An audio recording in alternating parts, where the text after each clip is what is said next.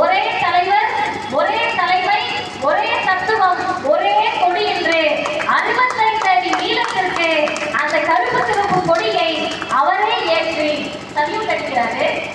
அன்றைக்கு மாலை நடந்த நிகழ்ச்சியில் திராவிட மாடல் முதலமைச்சர் சொல்லுகிறார், எந்தவித எதிர்பார்ப்பும் இல்லாமல் ஊருக்கு ஒரு சீக்காக்காரர் இருந்தா கூட அந்த ஊரையே சுயமரியாதை பாதையில் இழுத்து செல்லக்கூடிய வாய்ப்பை பெற்ற கரிசட்டை தோழர்களுக்கு என்னுடைய சல்யூட் என்று தமிழ்நாட்டின் முதலமைச்சர் கரிசட்டைக்காரர்களுக்கு சல்யூட் அடிக்கிறார். ஏன் சொல்லுகிற போது எங்களுக்கு நெகிழ்ச்சி ஆகுதுன்னா, சாதாரணமாக வந்ததா? என்னை விட வயது மூத்தவர்கள் இருக்கிறீர்கள், என் வயது ஒத்தவர்கள் இருக்கிறீர்கள். ஐயா சாமிநாதன் யாருன்னு கேட்டா அவர் சொந்தக்காரங்க நீங்க யாராவது இருப்பீங்க. அவர் மகன் இங்க இருக்காரு, அவங்க பேர பிள்ளைங்க இருக்கலாம், அவங்க மருமக பிள்ளை இருக்கலாம். அதாவது பெருமையா? பன்னீர்செல்வம் என்னுடைய மகன், இங்க இருக்கவங்கலாம் என்னோட பேர பிள்ளை, இங்க இருக்கவங்கலாம் எங்க மருமகன்றது ஐயா சாமிநாதன் அவர்களுக்கு பெருமை அது கிடையாது. பெருமாள்பூர் மண்ணில் பிற்படுத்தப்பட்டவர்களும் ஒடுக்கப்பட்டவர்களும் ஒரே பகுதியில் வாழ வேண்டும் என்று நீங்க எல்லாம் பிரிந்திருக்க கூடாது, ஜாதி மத பேதம் இருக்கக்கூடாது, மனுஷனும் சமமாக இருக்கணும் என்று அந்த ஏற்பாட்டை செய்ததால் ஐயா சாமிநாதன் அவர்கள் இன்னும் நம்மோடு உயிரோடு வாழ்ந்து கொண்டிருக்கிறார்.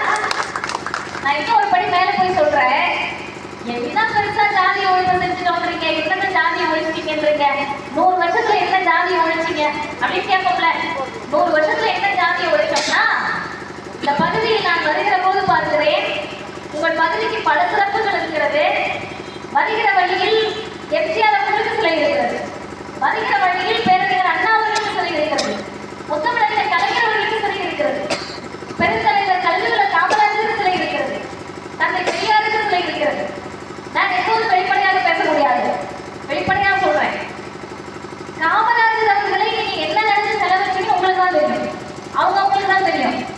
ஆனால் காமராஜரை அவரும் நாங்களும் ஒரே ஜாதிங்க அப்படின்னு நீங்க தமிழ்நாட்டில் கொண்டாட முடியாது. தமிழ்நாட்டில் காமராஜர் நீங்க எப்படி திரும்ப கொண்டாட முடியும்? அவரும் நானும் ஒரே ஜாதியை கொண்டாட முடியாது. கல்வி மறுக்கப்பட்ட சமூகத்தில் ராஜகோபாலாச்சாரியார் மூடின கல்வி நிலையங்களை சேர்த்து திறந்து வைத்து தமிழ் சமூகத்தில் கல்வி நீரோடையை பாய்ச்சியவர் கல்வி வள்ளல் காமராஜர்.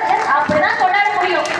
100 வருடத்தில் சுயமரியாதை இயக்கம் என்ன சாதிச்சுன்னா, இந்த தலைவர்களுக்கு மாலை போடக்கூடிய நேரத்தில் மதிவதனி, காயத்ரி, ஆசிரியர் டெக்ஸி போன்றவர்கள், ஐயா சித்தார்த்தன் போன்றவர்கள் இருக்கக்கூடிய பிள்ளைகள் எங்கள் பெயருக்கு பின்னால் எங்க தாத்தா ஜாதிய தலைவரை கொண்டிருக்கலாம், எங்க தாத்தா உடம்பு ஃபுல்லா ஜாதியோட சுத்திருக்கலாம், மூளையில ஜாதிய வெறியோட இருந்திருக்கலாம். ஆனால் இன்றைக்கு ஒருவேளை இங்க இருக்கவங்க யாராவது ஒருத்தருக்கு ஜாதிய சிந்தனை இருந்தாலும் கூட, ஜாதிய பற்று இருந்தாலும் கூட மனசுக்குள்ளதான் நீங்க வச்சுக்க முடியும். வெளியே போய் ஜாதிதான் எனக்கு பெருமை சொன்னா, உங்க வயசுலயே இருக்க பக்கத்துல இருக்க பையன் உனக்கு அசிங்கமா இல்லையான்னு கேட்பான். ஜாதி அடையாளம் அல்ல, அவமானம் என்பதை இந்த தமிழ் சமூகத்தில் 100 ஆண்டில் இந்த இயக்கம் நிலைநிறுத்தி இருக்கிறது, வெற்றி பெற்றிருக்கிறது. அந்த ஜாதி ஒழிப்புக்கு எந்த எல்லைக்கு போனாங்கன்னு சொல்றேன். தாய்மார்கள் இருக்கீங்க, இந்த பக்கம் அம்மா எல்லாம் உட்கார்ந்துருக்காங்க. நான் பொதுவா கூட்டத்துக்கு போறப்ப பார்ப்பேன், இந்த பாத்தீங்கல்ல கால் டிக்கெட்டு, அரை டிக்கெட்டு, இதுக்கு எழுந்து போகாது, உட்காந்து அமைதியா இருக்காது, நம்மளே பேச விடாது, அவங்களும் பேசிக்கிட்டே இருப்பாங்க. இவங்கெல்லாம் எதுக்கு கூட்டத்துக்கு வராங்க அப்படின்னு அவங்க கூட்டத்துல கேட்டேன். தாய்மார்களுக்கு பதில சிரிச்சுக்கிட்டே தெரிஞ்சுக்கிட்டே இருந்தாங்க. பல நேரங்கள்ல நம்ம கூட்டம்லாம் பரவாயில்ல, வேறு கூட்டங்களுக்கு போறப்ப எல்லா கையிலையும் பெரும்பாலும் பிள்ளைங்க இருக்கும், என்னன்னே புரியாம ஒரு தென்காசில ஒரு கூட்டத்துல கேட்டேன். ஒரு பிள்ளை நடுவில் ஓடி வருது, 2 ஜிட்டை போட்டுட்டு 2 நிமிஷம் ஓடுது. அந்த பக்கம் 2வது பையனுக்கு பெட்டி கடைக்கு போகணும்னு அழுகுது. இந்த பக்கம் ஒரு பையன் பெருசாமா இருந்தா ஆனா அழுதுகிட்டே இருக்கான். நான் பொறுத்து பார்த்து கேட்டேன், இந்த பிள்ளைங்களெல்லாம் நீங்க ஏன் கூட்டத்துக்கு கூட்டிட்டு வரீங்க சொல்ல வாங்கினேன். அந்த அக்கா சொல்லுவாங்க, இந்த மாதிரி பரிவர்த்தனை பேசிட்டு போனா 4 விஷயம் தெரிஞ்சுட்டு வரலாம், அப்படிலாம் நீங்க கூட்டிட்டு வரல. நான் இல்ல, எந்த பெரிய பேச்சாளர் பேசினாலும் உங்களுக்கு தெரிஞ்சு நம்ம எதையாவது எடுத்துட்டு போனாலாம் நீங்க கூட்டிட்டு வரல. வீட்டை பார்த்துக்க மாட்டாரு, நம்ம தான் அதுங்களை பார்த்துக்கணும். அந்த லக்கியத்தை நம்ம தான் தூக்கி சுமக்கணும் சாகுறதை, அதனால நம்ம தூக்கி சுமந்துக்கிட்டு இருக்கோம், வேற ஒன்றும் கிடையாதுங்க. ஆமாவா இல்லையாக்கா? ஆமா தானக்கா? அதுதான் கூட்டிட்டு வரோம். வீட்டில் விட்டுட்டு வந்தோம்னா பாதி ஆண்களுக்கு திரும்பி பார்ப்பாங்க, புள்ள ரோட்டுக்கு ஓடினா கூட பக்கத்து வீட்டு கூட ஓடுற அளவுக்கு உட்காந்துருப்பாங்க. அந்த அளவுக்கு ரொம்ப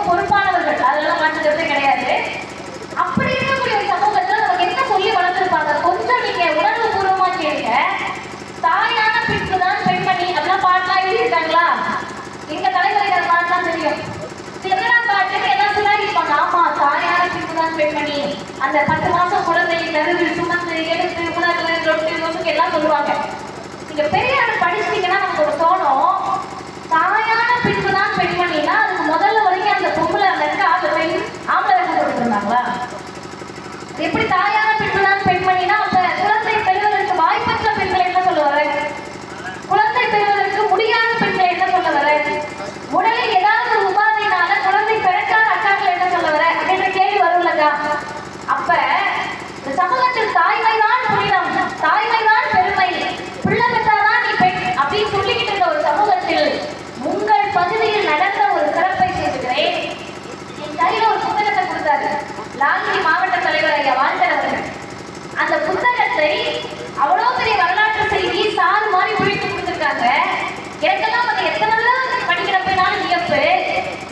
குழந்தை பிறந்து 30வது நாள், நல்லா கேட்டுக்கங்க, குழந்தை பிறந்து 30வது நாள், 1 மாசம் குழந்தை, 1 மாசம் குழந்தைய சொந்தக்காரங்க வீட்டுக்கு கூட்டிட்டு போவோமா? சொந்தக்காரங்க தான் நம்ம வீட்டுக்கு வந்து பார்ப்பாங்க. 1 மாசம் குழந்தைய கடை வீதிக்கு ஐயா 1 மாசம் குழந்தைய கடை வீதிக்கு கூட்டிட்டு போவோமா? 1 மாசம் குழந்தைய வேற எங்கேயாவது கூட்டிட்டு போவோமா? மற்றவங்க தான் நம்ம வீட்டுல வந்து பார்ப்பாங்க.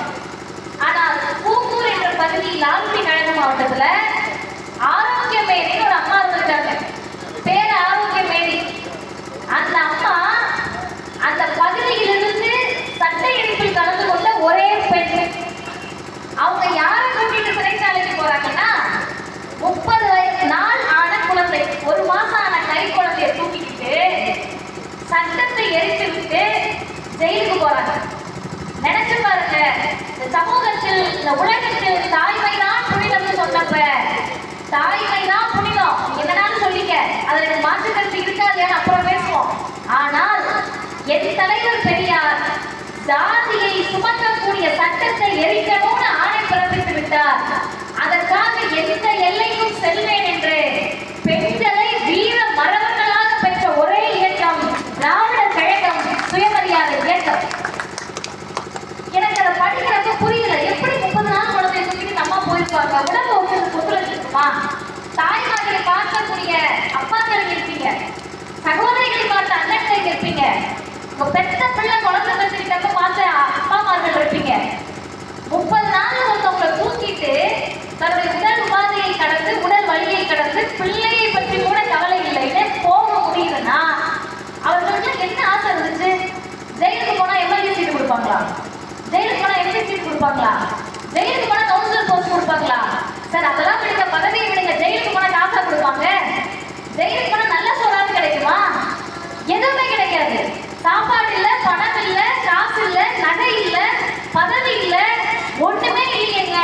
அந்த மனிதர் ஒரு தலைவர் சட்டத்தை எரிச்சுட்டு ஜெயிலுக்கு போனா நீங்க போயிடுவீங்களான்னு கேட்கறாங்க. அந்த அம்மா ஜெயிலுக்கு போன பிறகு காவல்துறை அதிகாரிகள் போய் கேட்கிறாங்க, நீங்க தயவு செஞ்சு வெளியே போயிடுங்க, உங்க உடல்நிலை சரியில்லாம ஆகுது. ஜெயில கொடுத்த உணவு புழு பூச்சியோட கடிச்சி சேர்லமா வெளியே போக மாட்டேன். இல்ல நானா வெளியே போக மாட்டேன், ஜெயிலுக்குள்ள சட்டத்தை எரிச்சுட்டு வந்திருக்கேன், நானா வெளியே போக மாட்டேன். அப்படி பிடிவாதம் பிடித்தவர் கடைசியாக அந்த 30 நாள் குழந்தைக்கு வயிற்றுப்போக்கு ஏற்பட்டு அந்த குழந்தைக்கு ஏதாவது ஆகிடும்ன்ற சூழல்ல வந்தாங்க வெளியே. இன்னைக்கு எங்களுக்கெல்லாம் என்ன தெரியுமா கவலை? எங்களை போன்ற இளைய தலைமுறை இந்த கருப்பு சட்டையை போட்டுக்கிட்டு பெரியாரால் படித்தோம், இயக்கத்தால் வளர்ந்தோம் அப்படின்னா என்ன தெரியுமா கவலை? சட்டத்தை எரிப்பதற்காக 30 நாள் குழந்தையோடு பூங்கூரை சார்ந்த ஆரோக்கிய மேரி ஜெயிலுக்கு போன இடத்துல யாரோ ஒருவரை பார்ப்பதற்காக குழந்தைய சாகடிக்க கூட தயாராக இருக்கக்கூடிய பெண்கள் இருக்கிறார்கள் என்றால் அது தமிழ் சமூகத்தினுடைய அவமானம், அவலம், கேடு. இந்த கேட்டை முறியடிப்பதற்கு கிராமத்தோடு நம்ம கூட்டம் நடத்தணும், தெருந்தோறும் கூட்டம் நடத்தணும். கனத்த இதயத்தோடு சொல்லுகிறேன், எந்த இடத்தில் நிற்க போகிறோம் என்பதை தீர்மானிப்பதற்காக தான் இந்த கூட்டம். எங்க சார் நம்ம நிக்கணும்? இன்னைக்கு பல பேர் கட்சி ஆரம்பிக்கிறாங்க, நம்ம மாற்று கருத்து இருக்கா? எந்த மாற்று கருத்தும் இல்லை. எங்க கழகத்தில் ஆசிரியர் சொல்லுவார், புத்தி சுவாதீனம் இருந்து ஓட்டு போடுற வயசுல தான் யாருனாலும் கட்சி ஆரம்பிக்கலாம். அது 2 தான் குவாலிஃபிகேஷன். இன்னைக்கு உட்கார்ந்து இருக்க தம்பி அவனுக்கு ஓட்டு போடுற வயசுல நாளைக்கு அனைவரும் கட்சி ஆரம்பிக்கலாம். இதெல்லாம் பெரிய இதா சாதனையா ஒன்றும் கிடையாது, யாருனாலும் கட்சி ஆரம்பிக்கலாம்.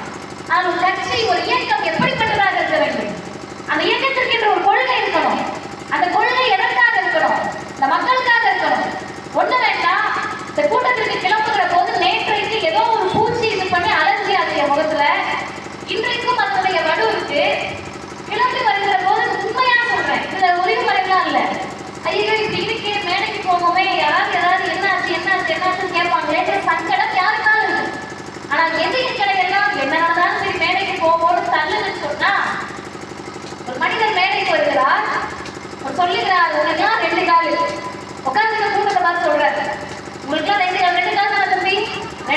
இருக்கா? 2 கால். மனிதன் சொல்றார் எனக்கு மட்டும் 6 கால். சொன்னவர் தலைவர் தந்தை பெரியார். எப்படி 6 கால்? 95 வயசு வரைக்கும் மூத்திர சட்டி, யூரின் பேக் அப்படின்னு இன்னைக்கு சொல்றோம்.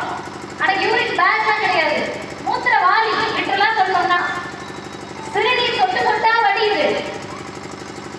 சிறுநீர் வடியக்கூடிய இடத்தில் அந்த பேக், அந்த மூத்திரவாளியை தூக்கிக்கிட்டு 2 பேரோட தோல்ல கையை போட்டுக்கிட்டு, அதான் 6 கால். 2 பேர் மேல கையை போட்டுக்கிட்டு தான் ஐயா நான் நடந்து வர முடியும். சார் என்ன அவசியம்?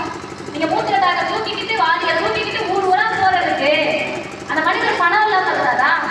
இன்னைக்கு வந்திருக்கக்கூடிய நிதியை திருடிப்பிக்கக்கூடிய கூட்டங்கள், வெளிநாட்டு நிதியை திருடிப்பிக்கக்கூடிய கூட்டங்கள், சொந்த மக்களை ஏமாற்றி பிழைக்கக்கூடிய இழிப்பிறவிகள் தந்தை பெரியாரை பார்த்து கேட்கிறாங்கல்ல, பெரியார் பெரியாரானே நீ சொன்னாலும் சொல்லலனாலும் 1920 100 வருஷத்துக்கு முன்னாடி 900 ரூபாய் இன்கம் டாக்ஸ் வருமான வரி கட்டின குடும்பம் தந்தை பெரியாருடைய குடும்பம். யாருக்காவது தெரியுமா? 900 ரூபாய் வருமான வரினா என்னங்க கணக்கு? இன்னைக்கு நேருக்கு ₹1,00,000 வருமான வரி கட்டின குடும்பம். இன்னைக்கு நீங்க போய் பார்த்தாலும் ஈரோட்ல பெரியாரோட வீடு தான் பிரம்மாண்டமா இருக்கும். மனித குடும்பம், தலைமுறைக்கு உட்கார்ந்து சாப்பிட சோறு. அவங்க அம்மா, நீங்க பெரியார் படத்துல பாத்தீங்கன்னாவே தெரியும், கழுத்துறதே தங்க நகை, பட்டுப்புடவை மட்டும் தான் கட்டுவாங்க. இன்னும் உங்களுக்கு புரியுற மாதிரி சொல்லணும்னா, அடுத்தவர்கள் பிழைப்பில் தொப்பை வளர்த்த பார்த்தவர்களுக்கு சோறு போட்ட குடும்பம் தந்தை பெரியாருடைய குடும்பம். ஐயா கிட்ட உட்காந்து சாப்பிடுவாங்க. இத்தனை இருந்த ஒரு மனுஷன் சாகிற வரைக்கும் போட்டிருந்த உடை என்ன தெரியுமா? இன்னைக்கு நவநாகரிகமாக மேடைக்கு வருகிறோம். எங்கள் ஐயா பெரியார் உடுத்திய உடை லுங்கி, கைலி. ஏன் வேசிவாங்க காசு இல்லாமையா?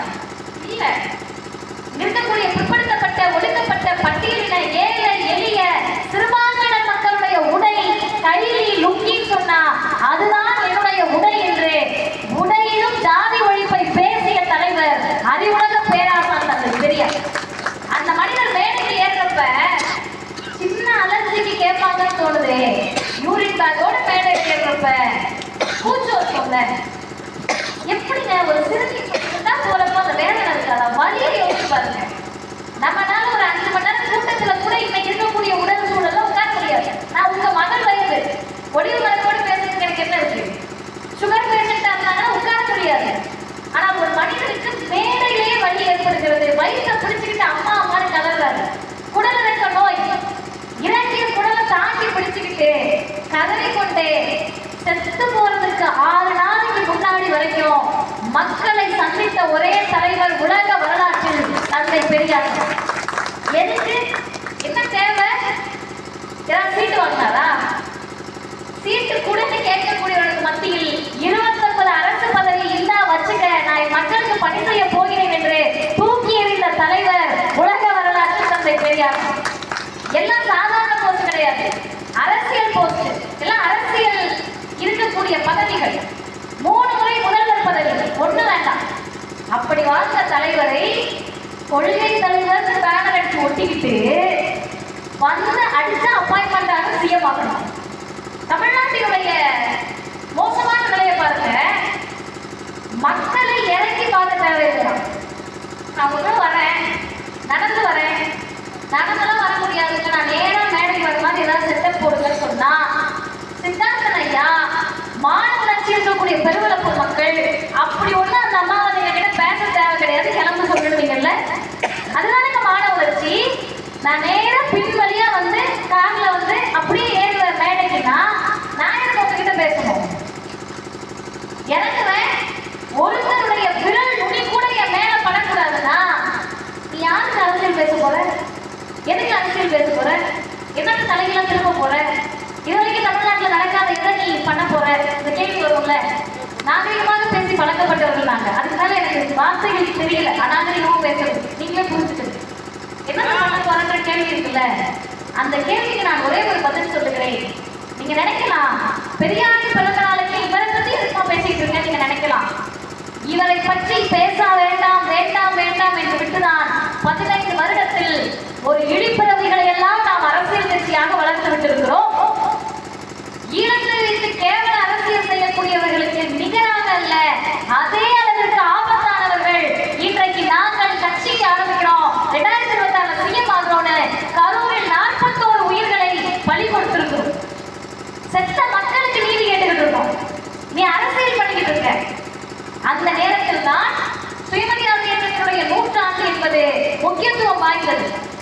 நான் இவங்க அவங்க எதுவுமே போல. பெரியார் உங்களுடைய தலைவரை ஏற்றுக்கொண்டார். நீங்க முதல்ல என்ன தெரியுமா செய்யணும்? பெரியாரை பற்றி சொல்லுகிற போது ஐயா வாரா அவர்கள் சொல்லக்கூடிய அந்த வார்த்தை பெரிய அளவில் எனக்கு இப்படி சொல்லியிருப்பாங்க. மண்ணை மணந்த மணாளன். மண்ணை மணந்த மணாளன்னா என்ன அர்த்தம்? இங்க படித்தவர்கள் இருக்கீர்கள், சான்றோர்கள் மக்கள் இருக்கீர்கள், தமிழ் படித்தவர்கள் இருக்கீர்கள். அவர் யார் கல்யாணம் பண்ணாங்க அப்படின்னு கேட்டா யாராவது ஒருத்தர் சொல்லுவீங்க. அது அர்த்தம் என்னன்னா அவர் அந்த கணவன் மனைவி 2 பேரும் பின்னி பிணைந்திருப்பாங்க. நான் இந்த காலத்தில் இருக்க பிள்ளைகளுக்கு ட்ரெண்டிங்க்கு புரியுற மாதிரி சொல்றேன்.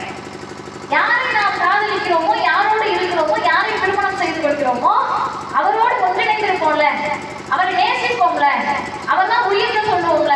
இன்னைக்கு இன்ஸ்டா வந்துருச்சு, இன்ஸ்டால ரீல்ஸ் போடுவோம்ல, அவர் தான் எனக்கு எல்லாமே. அந்த பெரியார் யாரை மணந்திருந்தார்னு சொன்னா இந்த மண்ணை, தமிழ் சமூகத்தை, தமிழ் மக்களை தான் அந்த தலைவர் உயிருக்கு நிகராக நேசித்து இந்த மக்களுக்கு ஜாதி ஒழியணும். மனுஷன் தொடக்கூடாது. எனக்கு முன்னாடி பேசிய அக்கா சொன்னாங்கல்ல, கடவுள் பழுப்பை மட்டுமே சுருக்கிட்டாங்கன்னாங்கல்ல, அது பார்ப்பன தந்திரம். இப்ப நீங்க இத்தனை இளைஞர்கள் இருக்கீங்கல்ல, இது வரைக்கும் நான் பேசின கருத்துல உங்களுக்கு ஏதாவது மாற்றம் இருக்குதா நீங்க யோசிப்பீங்கல்ல. ஏன் ஒரு மனுஷன் மூத்திர சக்தியோட மேடையில ஏறி ஜாதியை ஒழிக்கணும்னு கருத்தப்பா நடந்ததே இல்ல. ஒரு மனுஷன் மேடையில ஏறி எல்லாம் ஒன்னோட வீட்டுல இருக்க பிள்ளைய அறிவாளர் சொல்லி வளர்த்துக்கலாம், முட்டாளாரு வளர்த்துக்கலாம். எவ்வளவு முட்டாள் சொல்லுவோம், எவ்வளவு அறிவாளி. சொந்தக்காரன் வந்துட்டாங்கன்னா அது தெரிஞ்ச வயசுல பார்த்துருவோம். சொந்தக்காரன் வந்துட்டாங்கன்னா இவ்வளவு பெர்ஃபார்மன்ஸ் தான், இவ்வளவு டான்ஸ் ஆடுங்க, ஆடி காட்டுமா, அது அப்பதான் 10 கூட ஆடி முடிச்சிருக்கோம். நல்ல சொந்தக்காரங்க எல்லாருக்கும் திரும்ப முதல்ல ஒன்று இருந்து பாட்டு பாடு அப்பாச்சு தமிழ் அதை பாடு அப்படின்னும். அது ஏற்கனவே உடஞ்சு போன டேப்பிள்காரங்க 100 முறை அதை பாடிக்க வீட்டுல. ஆனா இந்த சொந்தக்காரருக்கு தெரியணும், இந்த சொந்தக்காரருக்கு தெரியணும். அவங்க எல்லாருமே என் பிள்ளை அறிவாளர்களோடு இருப்போம். அது ஒரு சுயநலம் இருக்குல்ல, என் பிள்ளை அறிவாளி, பக்கத்து வீட்டு பிள்ளை அறிவாளி அப்படியே கொண்டாடுவோம். எங்க பக்கத்து வீட்டுல சூப்பரா பாட்டு பாட்டு கூட்டிட்டு வந்த சொந்தக்கார பாடுவோமோ இல்ல. என் பிள்ளை அறிவாளுன்றதுல நம்ம ஒவ்வொருத்தருக்கும் சுயநலம் இருந்துச்சு. ஆனா ஒரு மனிதனுக்கு சுயநலம் இல்லாமல் தமிழ்நாட்டின் எல்லா பிள்ளைகளும் அறிவோடு இருக்க வேண்டும் என்று நினைத்தவர் தலைவர் தந்தை பெரியார். அதை நீங்க குத்தம் சொல்ல முடியுமா? குறை சொல்ல முடியுமா? அப்ப என்ன குறை சொல்றது? பொம்பளை பிள்ளைதான் படிக்கணும், பெண்கள்லாம் டீச்சர் ஆகணும். இன்னைக்கு தென்சி அவர்கள் ஆசிரியர். முதல் சுயமரியாதை மாநாட்டினுடைய தீர்மானம் ஆரம்ப பள்ளி ஆசிரியர்களாக பெண்களை நியமிக்க வேண்டும். இன்னைக்கு தேதியில இந்தியாவில் தமிழ்நாட்டில் தான் அதிகமாக ஆரம்ப பள்ளி ஆசிரியர்களாக பெண்கள் இருக்கக்கூடிய மாநிலம் தமிழ்நாடு. பெரியார் 100 வருஷத்துக்கு முன்னாடி போட்டு தீர்மானம். அப்ப அதையும் சொல்ல முடியாது, பெண்கள் படிக்கிறாங்க, ஒன்றும் இல்லை. சித்தார்த்த நடிகாவுக்கும் காயத்ரிக்கும் உறவு முறையான்னு எனக்கு தெரியாது. ரத்த சொந்தமாங்கயா இல்ல. அவரு இப்ப 2 தடவை வந்து பேசினாரு. என்ன பேசுறான்னு நினைச்சிருக்கீங்கல்ல, எதுவும் பேசல. அவர் என்ன தெரியுமா சொன்னாரு? காயத்ரிக்கு அக்கா இருக்கு, அக்காவை தங்கச்சி இருக்கு, 2 பேரையும் உங்க வீட்டுல டிகிரி படிக்க வச்சுட்டாங்க. என்ன சந்தோஷம் வாங்கிட்டு நீங்க இதெல்லாம் இயல்பானது. நான் ரொம்ப உலக அரசியல் தத்துவமா பேசுறேன். ஒரு கருத்தாட்டக்காருக்கு தன் ஊரில் இருக்கக்கூடிய ஒரு பிள்ளையும் ஒரு தங்கச்சியும் டிகிரி படிக்க சந்தோஷமா இருக்கு. இது எங்க இருந்து வந்தது? சித்தார்த்த அப்பாவின் மரபணுவிலிருந்து வந்ததல்ல, எங்கள் அனைவருடைய தந்தை பெரியார் என்ற தலைவருடைய மரபணுவிலிருந்து வந்தது. அவங்க வயசுக்கு சரி யாராவது புள்ள பட்டா சந்தோஷமா இருக்கு, எங்க வயசுக்கு எங்களோட சின்னப்புல பட்டா சந்தோஷமா இருக்கு, எங்களோட சின்னப்புல அறிவாக தான் சந்தோஷமா இருக்கு. இது எல்லாம் கிடைத்த ஒரு தலைவரை எப்படி குறை சொல்ல முடியும்? எப்படி இந்த தலைவரை தமிழ் சமூகத்திலிருந்து விளக்க முடியும்? எப்படி இந்த தலைவரை சரியில்லைன்னு சொல்ல முடியும்? பார்ப்பனர்கள் கண்டுபிடித்து ஓய்ந்து போய் கடைசியாக எடுத்த ஆயுதம் எப்ப கடவுள் இல்லைன்ட்டு இருப்பா, சாமி இல்லைன்ட்டு இருப்பா. நிலையா பெரியார் சொன்னார், பேர் குத்துச்சீட்டோட எழுதி கொடுத்தாரு. பேசிட்டு இருக்கே கடவுள் வந்தா என்ன பண்ணுவீங்கன்னு எழுதினாரு. இப்ப நீங்க என்கிட்ட எழுதி கொடுத்தீங்கன்னா எனக்கு கொஞ்சம் தர்காகும். ஆமா சாமி வந்தா என்ன பண்றது அப்படின்னு. பெரியார் சொன்னார், கடவுள் இழிவுபடுத்திட்டு போறேன். சாகின்ற வரை பெரியார் கடவுளை பார்க்கல, நான் பார்க்கல, எங்களுக்கு முன்னாடி இருக்கவங்க பார்க்கல. அப்ப அர்த்தம் என்னங்க? பார்க்காத ஒருவரோட எனக்கு என்னங்க சண்டை? நான் பார்க்காத ஒருத்தங்க பார்த்த ஒருத்தங்க சண்டை போட முடியும். இப்ப அண்ணன் நான் பேசுறப்ப தொந்தரவு பண்ணிட்டே இருக்காரு, நான் ஏன் அப்படின்னா இருக்கிறவர்கிட்ட கேட்கலாம். நானா இந்த சைட்ல பார்த்து ஒரு கல்லை பார்த்து ஏன் நான் இந்த சண்டை போட்டு இருக்கேன் அப்படின்னு நான் பேசினா நல்லா தானே வந்த அப்படி நினைப்பீங்களா?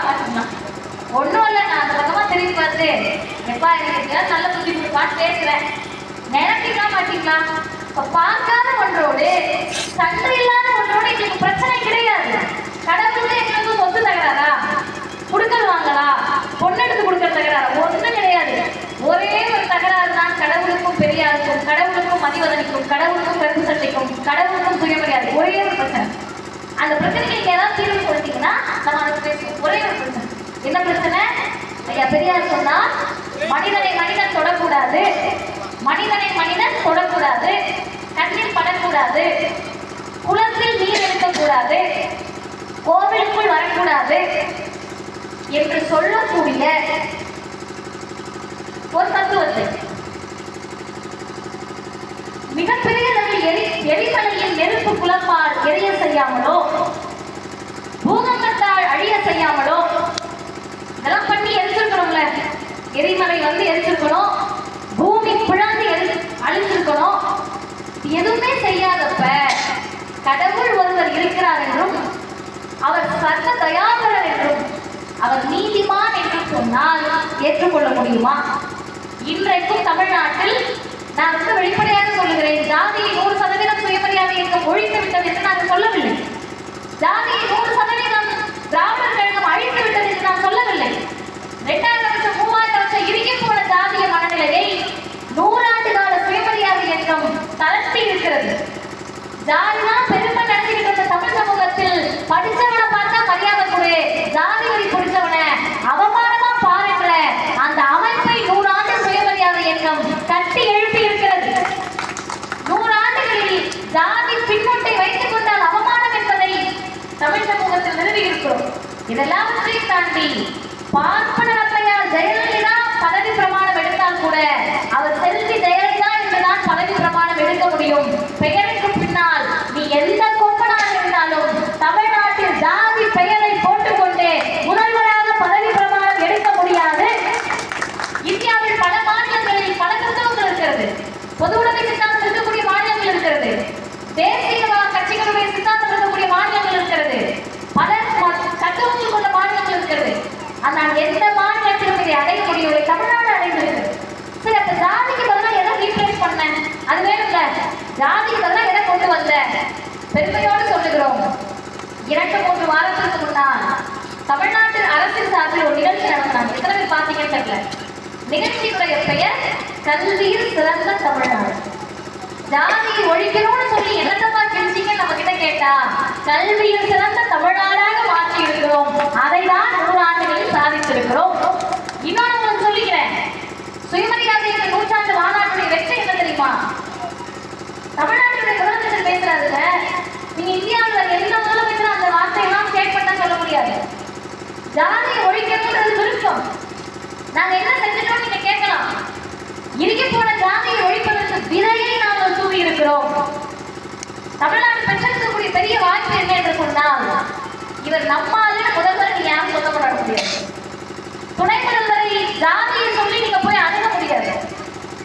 இந்தியாவிலேயே ஜாதிய சிந்தனையற்ற முதலமைச்சரை தமிழ்நாடு பெற்றிருக்கிறது என்ற வெற்றியை 100 ஆண்டு கால சுயமரியாதை இயக்கம் பெற்றிருக்கிறது. அதுக்கு அடுத்து அவர் ஒன்று சொன்னாரு, அண்ணா சொல்லாதது கலைஞர் சொல்லாததெல்லாம் இந்த ஸ்டாலின் சொல்றதே கடுப்புனாரு. என்ன சொல்லாதது? அண்ணா திராவிட மாடல்னு சொல்லல, கலைஞர் திராவிட மாடல்னு சொல்லல, இவர் சொல்றாரு எரிச்சல் படுறாங்க. முதல்வர் சொன்னது, நான் சொல்லல, முதல்வர் சொல்லுகிறார் அவர்களுக்கு எரிச்சல் வருகிறது சொல்லிவிட்டு அவர் சொன்னார், அவங்களுக்கு எரிச்சல் வரட்டும் தான் நான் திராவிட மாடல்னு சொல்றேன். அந்த அவங்க யாரு? வெளிப்படையா பேசுவோமா? அந்த அவங்க யாரு? மதிவதனையும் உட்கார்ந்து அக்காவும் மேடையில் இருக்க பெண்களும் படிக்க கூடாதுன்னு சொன்ன சனாதன ஆதியம் தான் அவங்க.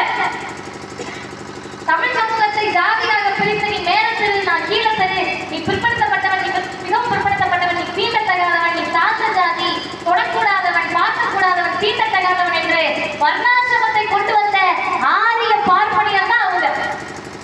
பெண்கள் எல்லாம் படிச்சா ஓடி போயிடுவாங்கன்னு சொன்ன சனாதனம். நினைச்சு பாருங்க, தாய்மார்கள் நினைச்சு பாருங்க, இந்த இயக்கத்திற்கு ஆண்கள் நன்றி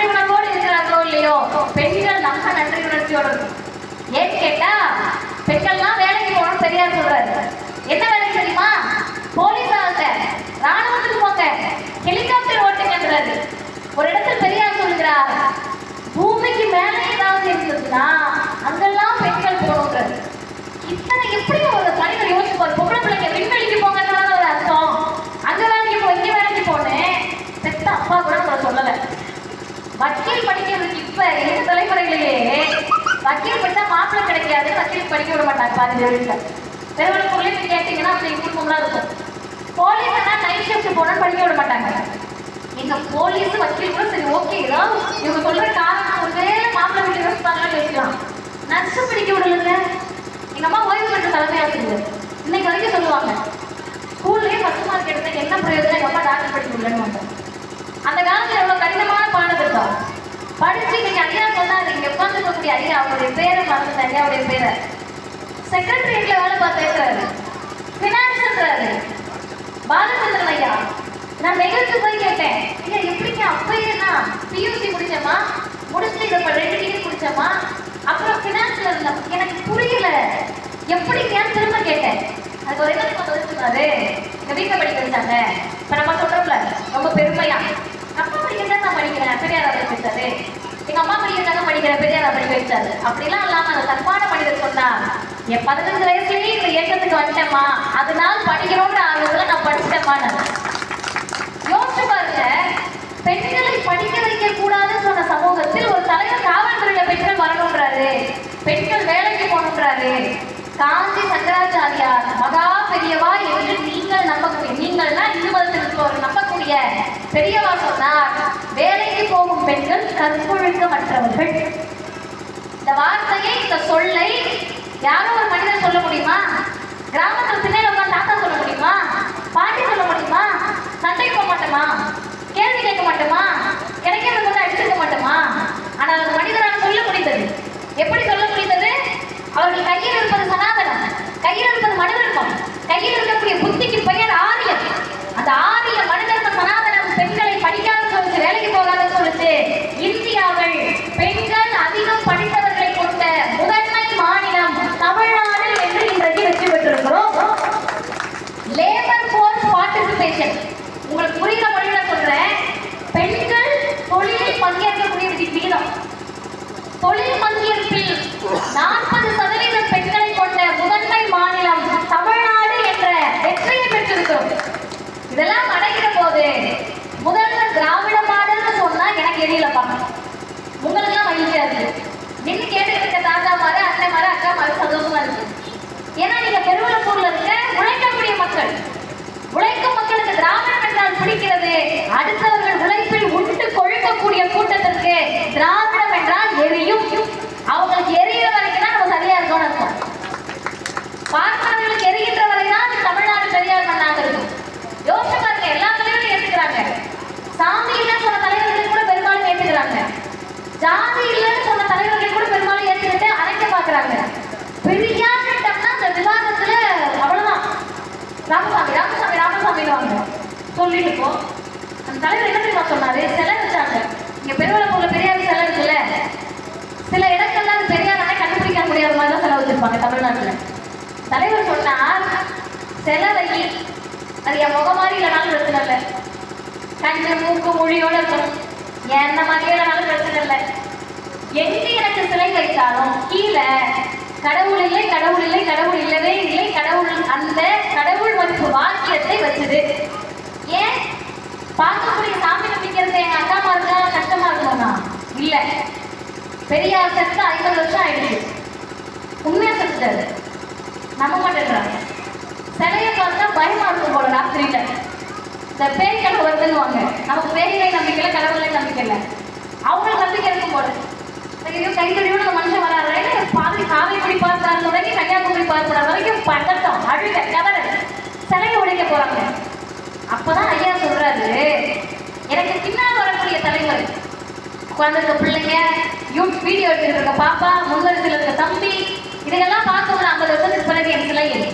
அப்படி பார்க்கிற போது தாடி, வயது முதிர்ந்த தோற்றம், நிறைஞ்ச தலை, இதெல்லாம் யாருக்கான அடையாளம்? தமிழ்நாட்டில் சாமியாருக்கான அடையாளம். நீ அப்படியே விட்டுட்டேன்னா யாரோ ஒரு சாமியார் உயிரோடு இருந்தாலும் போல நினைச்சுக்குவாங்க. என் தத்துவம் தெரிய வேண்டுமே தவிர என் முகம் அழகா இருக்க வேணும்னு அவசியம் கிடையாது என்று சொன்ன தலைவர் தந்தை பெரியார். ஒண்ணு வேண்டாங்க, போன வருடம் 2023 நான் மலேசியா பயணம், திராவிடர் கழகத்தினுடைய பரப்புரை பிரச்சாரம். நல்லா கேட்டுக்கங்க, ஒரு ஊருக்கு என்ன கூட்டிட்டு போறாங்க, மலேசியாவுக்கு ஒரு மாநிலம். அங்க போனோம்னா ஒரு கோவிலுக்கு கூட்டிட்டு போனாங்க. எனக்கு இந்த பேசினாருன்னு. ஐயா என்ன பேசியிருப்பாரு கோவில்ல உட்கார்ந்துன்னா பகுத்தறிவு பிரச்சாரம். கிடைச்சவங்க பிரச்சாரம் பண்ணாதான் நாளைக்கு நீங்களே கோவில்ல அனுமதி கொடுத்து என்னை கூப்பிட்டு வெளியே இங்க சேர்த்து போட்டுக்கலாம் நம்ம பேசாம போயிட்டு போறோம். பார்த்ததில்லை நான் கடவுள், அதனால எங்களுக்கு கடவுள் பிரச்சனை இல்லை. ஒருவேளை அவர் பிரச்சனை தான் அவர் வந்து கேட்பாரு. சும்மா அவருடைய ஏஜென்டா இருக்கக்கூடிய காவி வேண்டி வெட்டிக்கலாம் வந்து கேட்கக்கூடாது. வேணும்னா அவர் வந்து கேட்பாரு. அப்ப எதுக்கு இவங்க உட்கார்ந்து இங்க பேசியிருக்காருன்னு கேட்டா பகுத்தறிவு பேசுறாரு, சுயமரியாதை பேசுறாரு. கடல் தாண்டி பயணித்த இந்த மக்களை பார்த்து, மலேசிய மக்களை பார்த்து சொல்றாரு, தயவு செய்து இந்தியாவுக்கு வந்துடாதீங்க. தேச துரோகி தானே பெரியார். இந்தியாவை மதிக்காதவராக தான் பெரியார் இருந்திருக்காரு. தேசாபிமானம் இல்லாமல் தானே இருந்திருக்காரு. ஆமா, இதெல்லாம் நீ புதுசா கண்டுபிடிக்கிறியா? நீ ஐயாவே சொல்லிட்டு தான் செத்து போனாரு. எனக்கென்று தேசாபிமானம் இல்லை, எனக்கென்று இனம், இந்த இனம் பற்றி இல்லை, எனக்கென்று மொழி பற்றி இல்லை, எனக்கென்று ஜாதி பற்றி இல்லை, எனக்கென்று மதம் பற்றி இல்லை. உங்களுக்கு என்னதான் இருக்கு? எனக்கு இருப்பதெல்லாம் மனிதம் பற்று ஒன்றுதான் என்று சொன்ன தலைவர் அந்த மனித பற்றோடு சொல்லுகிறார். தேயிலை தோட்டத்தில் மலேசியாவுக்கு சென்ற தமிழர்கள் வேலை பார்க்கிறப்ப ஐயா சொல்றாரு, இங்க நீங்க வந்தா உழைப்பாளி, அங்க வந்தா நீங்க சூட்டர். மலேசியாவில் நீங்கள் உழைப்பாளி, தமிழ்நாட்டுக்கு வந்தால் நீங்கள் தீண்டத்தகாத. ஜாதி இழிவை நீக்குவதற்கு எங்களாவது போங்கன்னார் பெரியார்.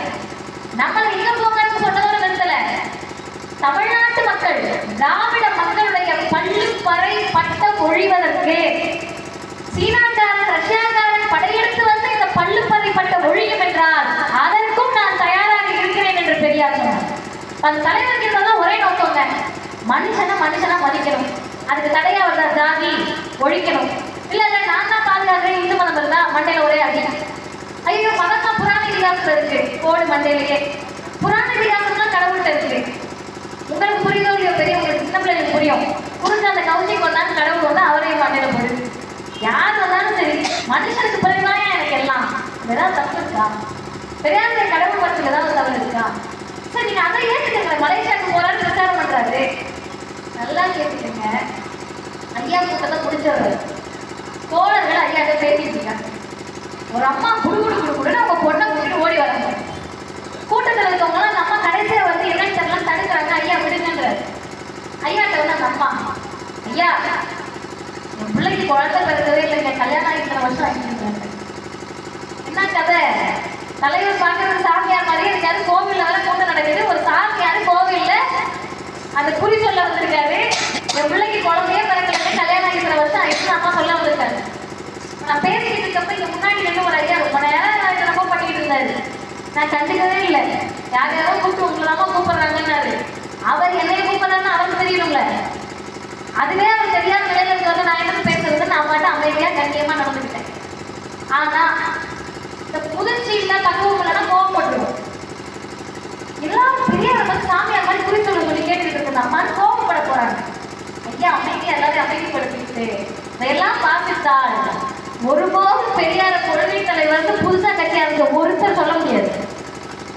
போஸ்டர்ல நீங்க பெரியார் படத்தை போடணும்னாலே பயம் வரணும். ஐயோ இந்த மனுஷன் சொன்னதெல்லாம் நெருப்புல நிக்கிற மாதிரி கொள்கை, அதை நம்ம ஏற்றுக்க முடியுமா? கையில் பகவத்கீதையை தாங்கி கொண்டு பெரியாரை ஏற்றுக்கொள்வதற்கு தகுதி இருக்கா? ஊர்ல போய் வேலை கொடுத்தா வாங்கிக்கிறேன், ஊர்ல போய் பகவத்கீதை கொடுத்தா வாங்கிக்கிறேன், எல்லாத்தையும் கொடுத்துட்டு பெரியாரை கொள்கை தலைவர் என்று சொன்னால் ஏமாறுவதற்கு எங்கள் தமிழ்நாட்டு இளைஞர்கள் தயாராக இல்லை. நீங்க தமிழ்நாட்டு இளைஞர்கள் லேஸ்பட்டாருன்னு நினைக்காதீங்க. என்னையா இது நிறைய பேர் விரக்திகள் இருக்காங்க. எங்களுக்கு ஒரு விரக்திகள் இல்லை, ஏன்னா எங்க தலைவருக்கு விரக்தி இல்லை. இதை விட ஒரு பெரிய ரசிகர் கூட்டத்தை பார்த்து சினிமாக்காரர்களை எல்லாம் பார்த்த மண் இந்த மண். இப்ப இதெல்லாம் பெருசு கிடையாது, வேதனை இருக்குங்க. கொஞ்சம் படிக்கன்றோம், படிக்கலாம் பரவாயில்ல, வரலாறு கேளுங்க. யாரால் முன்னேறணும், யாரால் வெற்றி பெற்றோம். பையா சொல்றாங்கல்ல போட்டுட்ட அந்த அம்மாட்ட, கவலைப்படாதீங்கம்மா, உங்க பொண்ணுக்கு குழந்தை பிறக்கும். அப்படிங்களா இல்லையா? 2 குழந்தை பிறக்கும். அப்படிங்களா இல்லையா? நன்றிங்கய்யா. கேட்டு முடிச்ச பிறகுதான் அந்த அம்மா ஆசுவாசப்பட்டு மகிழ்ச்சி அடைந்த உடனே நிப்பாட்டி அந்த அம்மா கிட்டையும் பகுத்தறிவு பிரச்சாரத்தை செஞ்சு அனுபவிச்சிருக்கேன். ஆசுவாசப்படுத்துறதுல கவலைப்படாதீங்க, ஒரு புள்ள 2 புள்ள பிறக்கும்ன்றாங்கல்ல, அதுக்கு பேர் மனிதனே. நீங்க குறி சொல்றத பத்தி தான் பேசுறீங்க, ஜோசியம் பார்க்கறது, ஜாதகம் பார்க்கறதுலாம். அவங்க வறுபடிக்காக உங்க வறுபடியை குறைச்சு விட்டுருவாங்க. அவங்க வறுமணிக்காக கையில காசையெல்லாம் மாட்டி விட்டுருவாங்க. நான் படித்த ஊர்ல ஒரு அம்மா பயங்கரமான வேலை பார்த்து நல்லா சம்பாதிச்சுட்டு இருந்தாங்க. ஒரு முறை வர போய் அந்த அம்மா வேற தோற்றத்துல வந்து கடைசியில் ரொம்ப ஏழ்மைக்கு போயிட்டாங்க. என்னன்னு கேட்டா ஜோசியம் சாதன நம்பிக்கை. போறப்பெல்லாம் ஜோசியராரு இதை செஞ்சுட்டீங்கன்னா நல்லா ஆயிடுமா, என்ன அவருக்கு ஏதாவது செஞ்சுட்டா அந்த மாதிரி நல்லா ஆகும், அவருக்கு ஏதாவது செஞ்சா அந்த மாதிரி நல்லா இருக்கும், அவருக்கு நகை போட்டா இந்த மாதிரி நல்லா இருக்கும், அவருக்கு வீடு கட்டி கொடுத்தா இந்த மாதிரி நல்லா இருக்கும். இதையெல்லாம் நம்பாதீர்கள் என்று சொல்ல போன இடத்தில் அந்த பெண்ணினுடைய மனது நோகக்கூடாது என்று நினைத்தவர் பெரியார். இத்தனை கொள்கையோடு இருந்த தலைவர் அருமை சகோதரிகளை இன்னும் 3 செய்தியோடு நான் நிறைவு செய்கிறேன். இப்படியெல்லாம் தமிழ் சமூகத்தை பார்த்து பார்த்து செதுக்கி கல்வி உரிமை பெறணும், ஜாதியை ஒழிக்கணும், வெறுப்புணர்ச்சி இருக்கக்கூடாது. யோசிச்சு பாருங்க, தமிழ்நாட்டினுடைய கலாச்சாரம் என்ன தெரியுமா? இதே மேடையில் நான் பேசுகிற போது திமுகவின் ஒன்றிய செயலாளர் வந்து சால்வு போட்டார்ல, எங்களுக்கு தாய் கழகம் தான் அதிமுக ஒருத்தர் வந்து துண்டு போட்டா நான் இதை கூட கூட்டவில்லை, எனக்கு இறங்கன்னு சொல்லுவோமா? அதிமுக தான் அதே மரியாதை தான். திடீர்னு யாராவது பயங்கரமான சாமியார் ஒருத்தர் மேடைக்கு வந்தால் அவருக்கு அந்த மரியாதை தான். தஞ்சாவூர் கூட்டத்தில் நான் பேசிக்கிட்டு இருக்கேன், அந்த கூட்டத்துக்கு வேக வேகமா மேலே ஒருத்தர் வராரு, புல் சாமியார். அவரை நிறைய எங்க தோழர்கள் பார்த்துருப்பாங்க. பச்சை துண்டு போட்டுட்டு புல் சாமியாருங்க, தாடி ஒரு இடம் கேப் இருக்காரு, பட்டை கொட்டை எல்லாம் போட்டிருப்பாரு. விசிறி சாமியார் அவருக்கு பேரு. வந்து எனக்கு விசிறிட்டு கை நிறைய ரோஜா பூ எடுத்து தலை வழியா போடுறாரு. அவருக்கு என்ன நான் கடவுள் பண்பு பேசுறேன்னு அவருக்கு தெரியாதா? சாமி இல்லைன்னு சொல்ற பிள்ளைன்னு தெரியாதா? நின்று கேட்டுக்கிட்டு இருக்கீங்க எல்லாம் என்ன சாமி நம்பிக்கை இல்லாதவா? கிடையாது. உங்களுக்கு நம்பிக்கை இருக்கு, எனக்கு நம்பிக்கை இல்லை. உங்களுக்கு நம்பிக்கை இல்லைன்றதோ எனக்கு நம்பிக்கை இருக்கின்றதோ இல்லை எனக்கு நம்பிக்கை இல்லை உங்களுக்கு இருக்கின்றதோ நம் உறவை பாதிக்காது. தமிழ்நாடு எப்படிப்பட்ட மண் என்று சொன்னால் கிறிஸ்தவர் இஸ்லாமிய பின்னணி யாரா வேணா இருக்கலாம், ஆனால் நாம் எல்லோரும் ஒரே மாதிரி இருக்க முடியும், ஒரே போல் பேச முடியும், ஒரே உணவை அருந்த முடியும். உன் விசேஷத்துக்கு நான் வருவேன், என் விசேஷத்துக்கு வா, நமக்குள் சண்டை சச்சரவு வேண்டாம் என்ற பண்பாட்டை கலாச்சாரத்தை பெற்றிருக்கக்கூடிய மண்ணாக தமிழ்நாடு திகழ்கிறது. இதை நாசமாக்குறதுக்கு ஒன்றிய பிஜேபி அரசு, பாசிச மோடி அரசு துடித்துக் கொண்டிருக்கிறது. 1 மணி நேரம் பேசியிருக்கேன், இப்ப நான் உங்ககிட்ட ஒரு செய்தி தான் சொல்ல போறேன். 1 மணி நேரம் நான் பேசினதை நீங்க யாருமே காதுல வாங்கலனாலும் எனக்கு பிரச்சனை இல்லை. இதுவரை நான் பேசிய எந்த செய்தியை நீங்க கேட்கலாம் பிரச்சனை இல்லை. இப்ப நான் சொல்ல போற செய்திய இங்க உட்கார்ந்துருக்கவங்க மட்டும் இல்ல, சின்ன பிள்ளைங்க மட்டும் இல்ல, மைக்கு வழியா எங்கேயோ நின்று ஒரு அதிமுக கேட்டுட்டு இருக்கணும்னு எனக்கு ஆசை. நீங்க கேட்கலாம் பரவாயில்ல. அண்ணா திராவிட முன்னேற்ற கழகத்தில் பெருவளப்பூர்ல இருக்கக்கூடிய என் அண்ணன்கள், என் அப்பா அம்மா, அவங்க நம்ம சொன்னா தானே, பிற்படுத்தப்பட்டவர்கள் தானே, அவங்க மிகவும் பிற்படுத்தப்பட்டவர்கள் தானே, பட்டியலில் வந்து சார்ந்தவர்கள் தானே, பார்த்தால் அல்லாதவர்கள் தானே. யாராவது ஒரு அதிமுக சகோதரர் கேட்டீங்கன்னா எனக்கு சந்தோஷம். என்னன்னா, தம்பி பச்சை சட்டை எத்தனை படிக்கிறேன், 5th, நான் ஒரு ஃபோன் வச்சு ரொம்ப நேரம் பேசியிருக்கேன், எத்தனை படிக்கிறேன், நீதான் ஃபோன் நீ தானே வச்சிருக்க, எத்தனை படிக்கிறேன், 7வது. நான் அவரு பின்னாடி குட்டி ஊட்டா இருக்காரு, அந்த அவர் தான் வீரபாண்டி, எத்தனை படிக்கிற, 4வது. நல்லா கேட்டுக்கங்க, உங்க முன்னாடி தான் பிள்ளை என்ன படிக்குதுன்னு கேட்டேன். 5வது, 4வது, 3வது. ஒருத்தர் தூங்கிட்டு இருக்காங்க. அவர் எழுப்பி கேட்ட எழுப்பக்கூடாது, அவர் மாட்டு தூங்குறாங்க. ஏன்னா அவன் எழுப்பி கேட்டாலும் எத்தனாவது தெரியும்.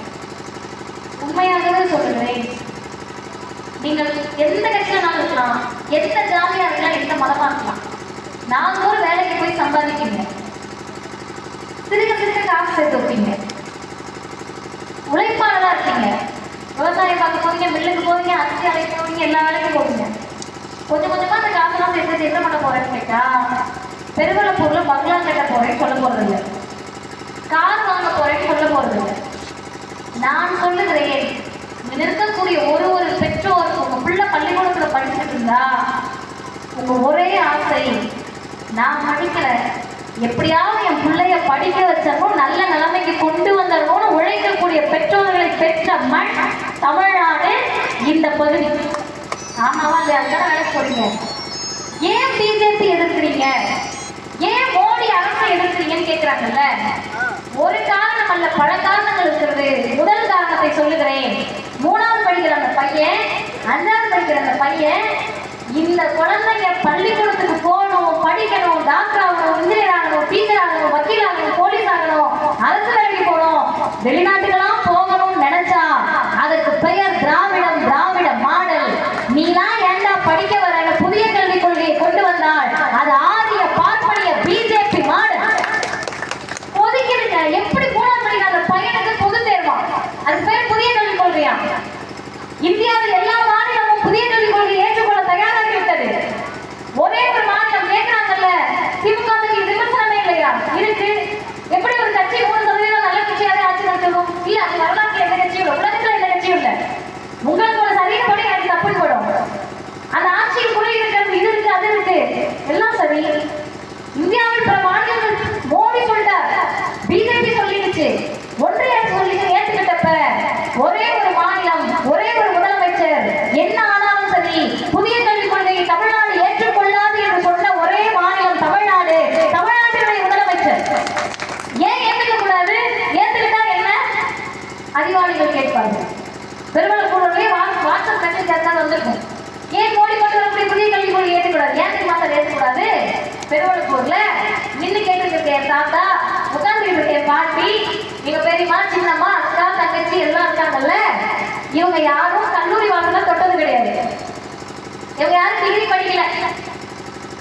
அதுக்கு முன்னாடி ஒரு தலைமுறை ஓரத்தில் நீங்க தாத்தாக்கு வீட்டம்மா இருப்பாங்கல்ல, பாட்டி, இந்த குழந்தைய விட்டு ஒரு பாட்டி உட்காந்துருக்காங்கல்ல, அந்த பாட்டி பள்ளிக்கூட வாசல மிதிக்கல.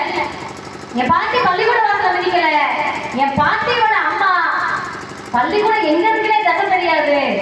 எனக்கு முன்னாடி தலைமுறை கல்லூரிக்கு போய் 2 டிகிரி முடிக்க முடியல. இன்னைக்கு மதிவதனி 3 டிகிரி, காயத்ரி 2 டிகிரி, அக்கா டென்சி ஆசிரியர். 4 தலைமுறையா படிக்கல. முதல் தலைமுறையா எங்க புள்ள குட்டியெல்லாம் பள்ளிக்கூடத்துக்கு போகுது. வாடா, நீ வந்தா போதும்டா. பசிக்குது, மதிய உணவு, காலையில சோர்வா இருக்கு, காலை உணவு, புத்தகம் கொடுக்குறோம், சாப்பாடு கொடுக்குறோம், எல்லாம் கொடுக்குறோம், நீ வந்தா மட்டும் போதும்னு இந்தியாவில் அழைக்கக்கூடிய ஒரே மாநிலம் தமிழ்நாடு. எங்களுக்கு என்ன உணர்வுன்னா, 2000 ஆண்டு காலமா கைநாட்டா வச்சிருந்தேன் எங்களை.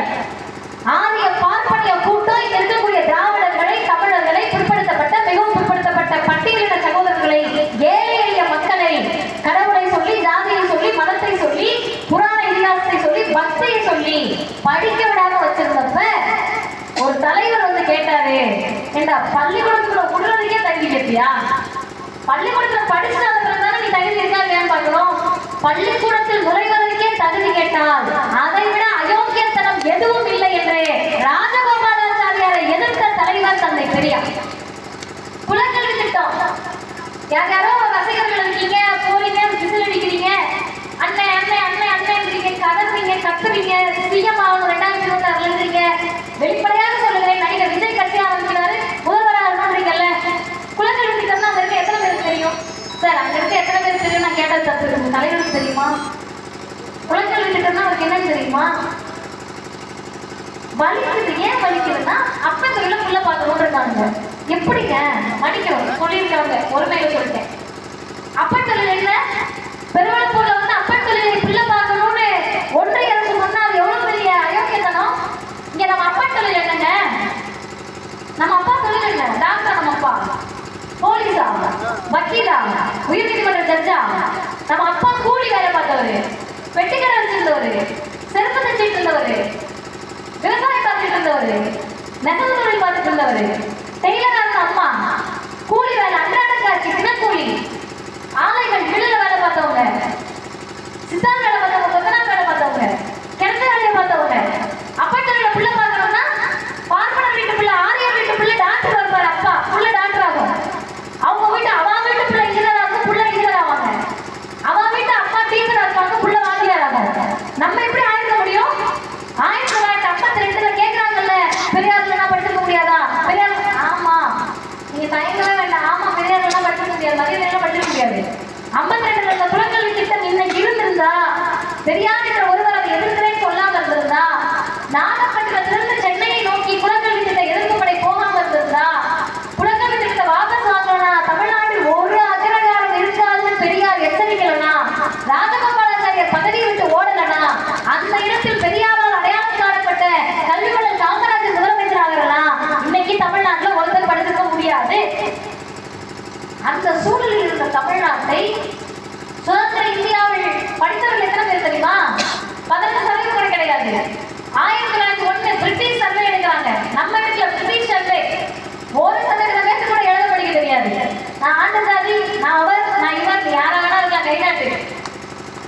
இந்த டெல்டா மாவட்டங்கள் உங்க பகுதியை சேர்த்தே சொல்றேன். ஜாதி பெருமையோட யாராவது சுத்திட்டு இருந்தா போய் சொல்லுங்க. இளைஞர்கள் தயவுசெஞ்சு அவங்கள்ட்ட போய் பேசுங்க. ஏய் நான் எவ்வளவு பெரிய ஆளா இருந்தா தெரியுமா? என் தாத்தா தாத்தா என்ன படிச்சா அது கேளுங்க. பெரிய ஆள் தானே, கணக்கார் தானே, நிலவுடைமையாளர் தானே. நெல்லு எப்படியா அந்த பொன்னியின் செல்வன் படத்துல வரும், யானை கட்டி போர் அடிச்சாங்க. பொன்னி நதி பார்க்கவே எல்லா பக்கமும் பச்சை பச்சை செல்வ செழிப்பு. நமக்கு ஒண்ணு கிடைக்கலையே. செல்வ செழிப்பா நம்ம தாத்தா ஒரு படி நெல்லு தானே போய் கேட்டு நின்றுட்டு இருந்தாரு. நம்ம பாட்டி ஒரு படி நெல்லுக்காக தானே அடி வாங்கினாங்க, ஒரு படி அரிசிக்கு தானே அடி வாங்கணும். என்ன காரணம்? கல்வி இல்ல, வேலை இல்ல, சாப்பாடு வழி இல்ல, அந்த மட்டும் நிற்கும். சமூகத்துக்கு கல்வியை கூட, வேலையை கூட, அதை படிச்சு அவன் வேலைக்கு போய் அவன் சம்பாதிச்சு அவன் சாப்பிடட்டும். சொன்ன இயக்கத்திற்கு பெயர் சுயமரியாதை இயக்கம், திராவிடர் கழகம், தலைவர் தந்தை பெரியார். அந்த கருத்தத்தை தோழர் ஜாதி எரிப்பு, சட்ட எரிப்புல இறந்தவங்களை பத்தி பேசுறோம். கல்விக்காக குலக்கல்வி திட்ட எதிர்ப்பில் செத்த சீகாக்காரங்களோட எண்ணிக்கை 12 பேர். இன்னைக்கு நாங்க கல்வியை பற்றி பேசாம யாரு சார் பேசுவா? இந்த மண்ணில் கல்வி நீரோடை பாய வேண்டும் என்று பெரியாரும் கல்வியாளர் காமராஜரும் கண்ட கனவு இன்றைக்கு இந்தியாவில் 50% கல்வி சதவிகிதத்தை பெற்ற முதன்மை மாநிலமாக தமிழ்நாடு திகழ்கிறது. இதை நாசமாக்கணும் மோடி வந்தாலும் சரி, அமித்ஷா வந்தாலும் சரி, புதிய கல்விக் கொள்கையை கொண்டு வந்தாலும் 3வது 5வது 8வது பொது தேர்வு இந்த பிள்ளை ஃபெயில் ஆயிட்டா என்ன பண்ணுவேன்னு கேட்கிறோம். நம்ம வீட்டில் உட்காந்து சொல்லி தரதுக்கு அப்பா அம்மாக்கே தெரியாதுங்க. 8வது வரைக்கும் ஒரு பிள்ளை படிக்கும். கலைஞரை பிடிக்காதவர்கள் யாராவது இருந்தீங்கன்னா ஒரு செய்தியை மட்டும் நான் சொல்றேன். உங்க வீட்டுல எல்லாத்தையுமே ஒருத்தவங்க இருப்பாங்க, அம்மாவோ அப்பாவோ. 5வதோட ஓடி வந்திருப்பாங்க, 4வதோட ஓடி வந்திருப்பாங்க. என் சித்தி, என் சின்னம்மா ஒருத்தவங்க 4வது நாள் ஸ்கூலுக்கு போல. என் சித்தி, உங்க வீட்டுல எல்லாம் படிச்சு டீச்சர் ஆயிட்டாங்க, நீ மட்டும் ஏன் ஸ்கூலுக்கு போகணும்னா? நல்லா கேட்டுக்கங்க, உங்களுக்கு பெரியவங்களுக்கு நல்லா கனெக்ட் ஆகும். அப்பெல்லாம் ஃபெயில் சிஸ்டம் இருந்துச்சு எனக்கு முன்னாடி தலைமுறைக்கு. இவங்க 3வது ஃபெயில், சரிங்களா? இவங்க தங்கச்சி 2வது பாஸ். என்ன இருக்கும்? அவங்க 2வது பாஸ் ஆகி 3வது வருவாங்க. இவங்க 3வது ஃபெயில் ஆகி 3வது இருப்பாங்க. தங்கச்சி பக்கத்துல உட்காந்து படிக்கணும். இந்த பிள்ளைய வீட்டுல உட்காந்து அக்கா நாட்டாம பண்ணிட்டு இருப்பாங்க. ஸ்கூலுக்கு வந்து ஃபெயில் ஆயிட்டேன், இது கூட உட்காந்து படிக்கணும். தாழ்வு மனப்பான்மை, ஐயோ ஃபெயில் ஆயிட்டு திரும்ப இது கூட உட்காந்து படிக்கணுமா, வீட்டுக்கு போனா மதிக்காதே ஓடி வந்தோம்னா பாதி பேர். ஒரு தலைவர் தொலைநோக்கோடு யோசிக்கிறார். 10வது கல்யாணம் யாராவது யோசிக்கிறாங்க. எனக்கு முன்னாடி தலைமுறை இங்க ஆசிரியராக ஓய்வு பெற்ற மரியாதைக்குரிய மணிவண்ணன் இருக்கிறார். பல மாணவர்களை உருவாக்கியவர், அவங்களுக்கு தெரியும். 10வது முடிச்சு 11வது போகணும் வைங்க, 5 பாடங்கள் பாஸ் ஆனாதான் போக முடியும். ஒரு பாடத்துல ஃபெயில் ஆயிட்டா திரும்ப ஒரு வருஷம் படிக்கணும். ஒரே ஒருத்தர் தான் யோசிச்சாரு. ரொம்ப எளிமையா உங்களுக்கு புரிய மாதிரி சொல்றேன். தமிழ், ஆங்கிலம், கணக்கு, அறிவியல், சமூக அறிவியல் 5 பாடம். சமூக அறிவியல் ஒரு பிள்ளை ஃபெயிலு, கணக்குல ஒரு பிள்ளை ஃபெயிலு. சொல்றாரு கணக்கு வரல உண்மை. அந்த பிள்ளைக்கு தமிழ் வந்துருக்கு, ஆங்கிலம் வந்துருக்கு, அறிவியல் வந்துருக்கு, சமூக அறிவியல் வந்துருக்கு, கணக்கு மட்டும் தான் வரல. இன்னொரு பிள்ளைக்கு தமிழ், ஆங்கிலம், கணக்கு, அறிவியல் எல்லாம் வந்துருக்கு, சமூக அறிவியல் மட்டும் தான் வரல. வராத ஒரு பாடத்துக்காக வந்த 4 பாடம் மார்க்கையும் விட்டுட்டு ஒரு வருஷம் படிக்க சொன்னா அவன் கூட படிச்சவன் 11வது போயிருப்பான். இது 10வது படிக்கிறோம். தாழ்வு மனப்பான்மையில பள்ளிக்கூடம் பக்கம் போகாம ஓடி போனாங்க.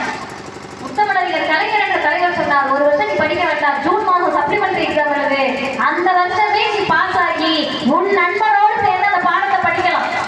தொலைநோக்கு திட்டம் பார்த்து பார்த்து தமிழ்நாட்டில் கல்வியை கொண்டு போய் புகுத்தி இருக்கிறோம்.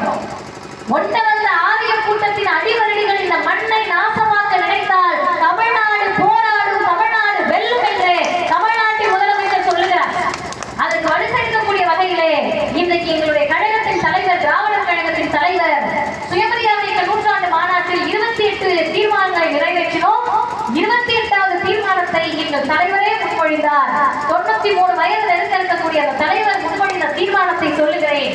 இந்த 4 வருடத்தில் காலை உணவு திட்டம், புதுமை பெண் திட்டம், தமிழ் முதல்வன் திட்டம், நான் முதல்வன் திட்டம், பெண்களுக்கு விடியல் பேருந்து பயணம், கலைஞர் மகளிர் உரிமை தொகை, இங்க இருக்கக்கூடிய எல்லா பெண்களுக்கும் தொழில் வளர்ச்சியை கொண்டு போய் சேர்ப்பது, கல்வியில் சிறந்த தமிழ்நாடு, அனைத்து ஜாதியும் அர்ச்சகராகலாம் என்ற சட்டம், அனைத்து ஜாதியும் அர்ச்சகராகலாம் என்று பணி நியமனம், இத்தனையும் செய்திருக்கக்கூடிய ஆரியத்திற்கு எதிராக திராவிட மாடலை கட்டமைத்திருக்கக்கூடிய ஒன்றிய பாசிச பிஜேபி அரசுக்கு அடிபணிய மாட்டேன் என்று வெளிப்படையாக சொல்லி பிஜேபியோடு கூட்டணி கிடையாது, பிஜேபியோடு கூட்டணி வைத்திருக்கக்கூடிய அதிமுக என்ற அடிமையையும் அகற்றுவோம் என்று சொல்லக்கூடிய திராவிட முன்னேற்ற கழகத்தை ஆதரிக்கிறோம் என்று திராவிட கழகத்தின் தலைவர் ஆசிரியர் தீர்மானத்தை முன்மொழிந்தார். ஒன்றை சொல்லி நான் நிறைவு செய்கிறேன். நீங்களே கூப்பிட்டு கவுன்சிலர் சீட்டு கொடுத்தாலும் சித்தார்த்தனையா வாங்க மாட்டேன். வாங்க மாட்டீங்களா? உங்களை நம்பி நான் சொல்லிட்டு போறேன். வாங்க மாட்டேன். இசைவாணனை வாங்க போறது, மதிவதனை வாங்க போறது, எங்கள் ஐயாக்கள் தாமோதரன் ஐயாவோ மற்றவங்களோ எம்எல்ஏவோ எம்பியோ ஆக போறது. நாங்கள் கூட்டணியில் இருக்கிறோம்னா என்ன அர்த்தம்? எங்கள் ஆசிரியர் சொன்னார், கூட்டணி கணக்கு பேசப்பட்டவங்க நீங்க பயப்படவே தேவையில்லை. திமுக காரங்க எங்களை பார்த்து பயப்பட தேவையில்லை. கூட்டணி கணக்கு 2, 4, 6, 8, 10 கேட்க போறது.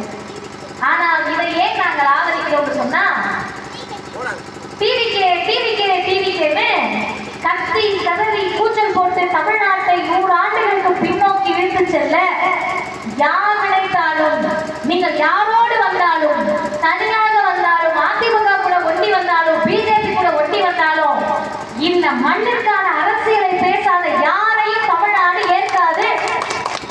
சார், நமக்கு கான்பிடன்ஸ் ஒன்றும் தெரிய கிடையாது சார். நான் வெளிப்படையா கேட்கிறேன். தனக்காக வந்து செத்த மக்கள், தனக்காக வந்து செத்த மக்கள். நிச்சயமாக சொல்கிறேன், நம்ம நடிகருக்கு அந்த மக்கள் சாகுமுறை இருந்திருக்காரு. தமிழ்நாட்டு முதலமைச்சர் ரொம்ப பெருமையா சொன்னார், எந்த தலைவருக்கும் தன்னுடைய தொண்டர்கள் சாகணும்லாம் இல்லை, அது சரி கிடையாது. ஆனால் செத்த மக்களுக்கு இரங்கல் கூட தெரிவிக்காமல் அரசியல் செய்ய முடிகிறது என்றால் உங்கள் மனிதாபிமானம் என்ன? உங்க மனிதநேயம் என்ன? நிகழக்கூடிய கவலை என்ன தெரியுமா? செத்து போன அடுத்த நாள் சதி கோட்பாட்டை இளைஞர்கள் பேசுகிறார்கள். சின்ன பையனை பேச வைக்கிறாங்க. உங்களுக்கு என்ன தெரியும்னு சொல்லுங்க. இந்த பிள்ளைங்க பேச வைக்கிறாங்க. மனதிமையோடு சொல்லுகிறேன், பெரியாரை பார்க்க போனவர்கள் படிக்காத கூட்டம், பேரறிஞர் அண்ணாவின் உரையை கேட்க போனவர்கள் படிக்காதவர்கள், கலைஞரின் உரையை கேட்க போனவர்கள் படிக்காதவர்கள், எழுத தெரியாது, கைநாட்டு வைக்க தெரியாது, இந்த ஊர்ல இருந்து இந்த ஊருக்கு பசங்க எப்படி போனவங்க தெரியாது, கால் கணக்கு நடந்து கூட்டத்துக்கு போவாங்க, இரவு முழுவதும் கூட்டம் கேட்பாங்க, 10,000 20,000 சின்ன தலைமை கூட இருக்கு. படிக்காதவர்களிடத்திலிருந்து அந்த ஒழுக்கம், பெருந்தன்மை, தன்னடக்கம் படித்த கூட்டத்திற்கு இல்லாமல் போனதை நினைத்து தமிழ்நாடு வேதனைப்படுகிறது. இடிச்சுட்டா வலிக்கிறது, எனக்கு வலிக்கிறதுல, நான் யார் இடிக்கணும் அவங்களுக்கு தான் வலிக்கிறோம். ஐயோ உங்களை இடிச்சுட்டவே 10 முறை சாதி கேட்கிறோம், மன்னிப்பு கேட்கிறோம்ல. கூட்டத்துல முந்தி அடிச்சு அவங்க மேல ஏறி போக முடியுது ஒரு இளைஞருக்குன்னா தமிழ்நாட்டில் அவலம் கிடையாது. மனுஷனை கீழே போட்டு மிதிச்சுட்டு ஓடுற யாரை பார்க்க? தப்பி தவறி கண்ணாடியை திறந்துதான் நீ பார்த்துதான் கண்ணாடியை மூடி வச்சு பயணிக்கிறவங்களுக்கு மேல எங்க அங்கேயே ஜன்னல்ல திறந்து பார்த்துதான் நீ கூட்டத்துக்கு வரமாட்டியோன்னு ஒண்ணு. நீ வர்ற வண்டியில இருந்து சக்கரத்துக்கு அடியிலே வந்துகிட்டு இருக்க. எங்கடா வந்த வண்டியில வேணாம் பார்த்தா ஒரு வண்டி சக்கரத்துக்கு அடியில வந்துகிட்டு இருக்கு. பதிலாக நம்ம தலைவர்களுக்கு எங்க தலைவர் ஆசிரியர் ஒரு கூட்டம் முடித்து போகிற போது சொல்லி முடிப்பார், எல்லாரும் பத்திரமா ஊருக்கு போய் சேருங்க. அது தலைவருக்கான இலக்கணம். இப்போதும் சொல்லுகிறேன், ஒரு சிறந்த நடிகர், மாற்று கருத்தே இல்லை. 100 கோடி 500 கோடி சம்பளம் கொடுத்து கூட அவர் நடிக்க வைக்கணும். சிறந்த நடிகர், தலைவர் கிடையாது. He's a hero, he's not at all a leader. அவர் தலைவராக இருக்க முடியாது. தன் சொந்த கட்சியை கட்டுப்பாடாக நடத்த முடியாத ஒருவரும் தமிழ்நாட்டில் தலைவராக இருக்க முடியாது. இன்னைக்கு தாவேக்கால வந்து ஒருத்தர் விவாதத்துக்கு வரது கிடையாது. அதுக்கு வந்து அதிமுக தான் வந்துருக்காங்க. கேள்வி கேட்கிறாங்க, இன்னைக்கு என்ன சோகம் தெரியுமா? மோடியா லேடியான்னு கேட்டாங்க அம்மா. அதை கூட விடுங்க, ஏதாவது கடிதம் கொடுத்தது நான் போக மாட்டேன், அவங்க வர சொல்லு, நான் வர இடத்துல கொடுக்குறேன் கொடுத்தாங்க. இன்னைக்கு அதிமுகவினுடைய பரிதாப நிலை, பெருமதிப்பிற்கும் மரியாதைக்கும் உரிய முன்னாள் முதலமைச்சர் ஐயா எடப்பாடி அவர்கள் கொடிய ஆட்டி பிள்ளையாருக்கு போட்டதான் கேட்கிறாங்க. கூட்டணி பேச்சுவார்த்தை மகிழ்ச்சியா இருக்கு, தனித்தனியா அழிக்க முடியல ஒவ்வொருத்தரையா. கூட்டம் 1 மணி நேரத்துல எத்தனை பேரை பேசுறது? ஒரே கூட்டணியில இருந்தீங்கன்னா ரொம்ப நல்லது. பிஜேபி ஈக்குவல் டு அதிமுக ஆயிடுச்சு, ஈக்குவல் டு யாரும் ஆக போறாங்க செய்தி. தமிழ்நாட்டு மக்களே, பெருவளப்பூர் பகுதி வாழ் பொதுமக்களே, இளைஞர்களே, பெரியோர்களே, தாய்மார்களே, பெற்றோர்களே, வர இருக்கக்கூடிய 2026 சட்டமன்ற தேர்தல் திமுகவா பிஜேபியா இல்ல, திமுகவா அதிமுகவா இல்ல, திமுகவா தேவையே நான் சொல்ல மாட்டேன், வரவே முடியாது. 75 ஆண்டு காலமாக இந்த மண்ணில் கலைஞர் என்ற தலைவர், பேரறிஞர் அண்ணா என்ற தலைவர், இன்றைக்கு இருக்கக்கூடிய முதலமைச்சர் கொண்டு வந்த திட்டங்களை பற்றி நீங்க முதல் தெரிஞ்சுக்கணும். அப்புறம் உங்களை மெசேஜ் போட்டுக்கலாம். இந்த மண்ணை இப்படி உருவாக்கி வைத்திருக்கக்கூடிய நிலையில் இந்த திமுகவா வெர்சஸ் பிஜேபியா, திமுக அதிமுக இல்ல, சுயமரியாதையா சனாதனமா, சமூக நீதியா சனாதனமா, ஆரியமா திராவிடமா, படிக்க போறியா கலவரம் பண்ண போறியா? படிக்க போறியா பிஜேபி மாதிரி கலவர அரசியல் பண்ண போறியா? அடிமையா இருக்க போறியா சுயமரியாதையோட இருக்க போறியா? முதுகெலும்போடு இருக்க போறியா இல்ல கூணி குறுகி ஐயா எடப்பாடி மாதிரி பிஜேபிக்கு கட்சியை அடகு வைக்க போறியா? இன்னும் வெளிப்படையாக சொல்லுகிறேன், 2 அணிதான் 2026 சட்டமன்ற தேர்தல். ஒரு பக்கம் திராவிட முன்னேற்ற கழக தலைமையிலான இந்தியா கூட்டணி, இன்னொரு பக்கம் அது எந்த கூட்டணின்னு அவங்களுக்கே தெரியல. அது என்டிஏ கூட்டணி. பிஜேபி தலைமையிலான அதிமுகவா, அதிமுக தலைமையிலான பிஜேபி அவங்களே முடிவு பண்ணல. அப்ப நான் அதிகப்படுத்தி சொல்லக்கூடாது, அது என்ன தலைமையிலான கூட்டணி அவங்க தான் முடிவு பண்ணணும். ஆனால் இந்த கூட்டணி எப்படிப்பட்ட கூட்டணி என்றால் 2019 சேர்க்கப்பட்ட அந்த கூட்டணி கட்சிகள் சேர்ந்திருக்கிறதே தவிர ஒருவர் கூட விலகாத ஒரு வலுவான கூட்டணி இந்தியா கூட்டணியாக திராவிட முன்னேற்ற கழக தலைமையிலான கூட்டணியாக இருக்கிறது. இப்ப யாருக்கு சட்டம் சொல்லி முடிக்கிறேன். கருப்பு சிவப்பு கொடி இங்கே இருக்கிறது. ஒரு அணி கருப்பு சிவப்பு கொடி தாங்கிய திமுக அணி, இன்னொரு பக்கம் காவி கொடி தாங்கிய பிஜேபி அதிமுக அணி. உங்கள் பிள்ளைகள் படிக்க வேண்டும் என்று சொன்னால், வேலைவாய்ப்பு பெற வேண்டும் என்று சொன்னால், தமிழ்நாடு இப்படி பண்பட்ட மாநிலமாக இருக்க வேண்டும் என்று சொன்னால், சுயமரியாதை, பகுத்தறிவு, சமூக நீதி, சகோதரத்துவம் இப்படியே இருக்க வேண்டும் என்று சொன்னால், கலவரமற்ற யாரையோ தேடி போய் நம் பிள்ளைகள் உயிரிழக்காமல் அறிவார்ந்த சமூகத்தை படைக்க வேண்டும் என்று சொன்னால், நீங்கள் நிற்க வேண்டிய இடம் கருப்பு சிவப்பு கொடி தாங்கிய திராவிட முன்னேற்ற கழக தலைமையிலான அணி. காவியையும் காவி பாசிசத்தையும் பிஜேபி ஒன்றிய அரசையும் அதனுடைய அடிமைகளையும் அடிவருடிகளையும் தமிழ்நாட்டில் இடமில்லை என்பதை சொல்லுவதற்கான 2026 சட்டமன்ற தேர்தலை சந்திப்போம். அதே நேரத்திலே வரக்கூடிய வழியிலே பெரியார் உலகம் சிறுகனூரில் அமைய இருக்கிறது. அந்த பெரியார் உலகத்திற்கு நன்றி உணர்வு கொண்ட ஒவ்வொரு தமிழரும் நம்முடைய பங்களிப்பை செலுத்துவதுதான் 26 சட்டமன்ற தேர்தலில் தந்தை பெரியாருக்கு நாம் செலுத்தக்கூடிய காணிக்கை என்று சொல்லி முடிக்கிறேன். வாய்ப்புக்கு நன்றி, வணக்கம். வாழ்வு பெரியார்.